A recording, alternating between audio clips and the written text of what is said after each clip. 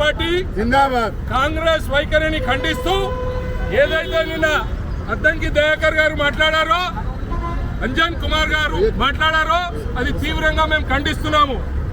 అరే ఆడ పలానా జాగాలో దొంగతనం అయిందంటే ఎవరో భుజాలు ఎత్తుకున్నట్టు కాంగ్రెస్ పార్టీ చేసిన స్కామ్లు లెక్క పెడితే అవి కథమే కావు. అటువంటి స్కామ్లు చేసిన పార్టీ మీది. మీకా మా నాయకుని గురించి మాట్లాడే అర్హత ఉంది?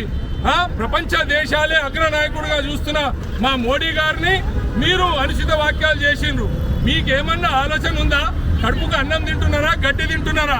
మా రాష్ట్ర నాయకుడు, మళ్ళీ సెంట్రల్ మినిస్టర్, మా పార్టీ ప్రెసిడెంట్ గారిని కూడా నోటికొచ్చినట్టు మీరు అనుచిత వాక్యాలు మాట్లాడిండ్రు. ఒక్కసారి మీ చరిత్ర తిరిగేసి చూడండి.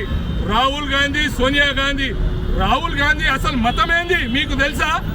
ఆయన ఏ కాస్టు, ఏ కులము, ఏంది, ఏం కథ? మీరు ఏదో నోటికొచ్చినట్టు మాట్లాడుతున్నారు.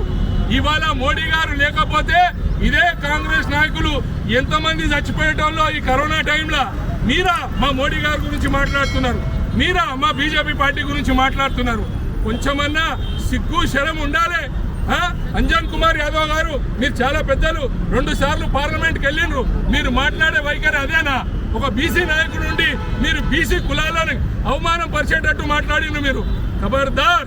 ఇంకోసారి కాంగ్రెస్ నాయకులు, మా బీజేపీ నాయకులను కానివ్వండి, మన ప్రధానమంత్రి, మీకు ప్రధానమంత్రి కాదా వారు, ఇంకొకసారి ఇటువంటి వాక్యాలు మాట్లాడితే మీ ఇంటి నుంచి బయటికి రానియకుండా మీ ఇంటిలను ముట్టడి చేస్తాం.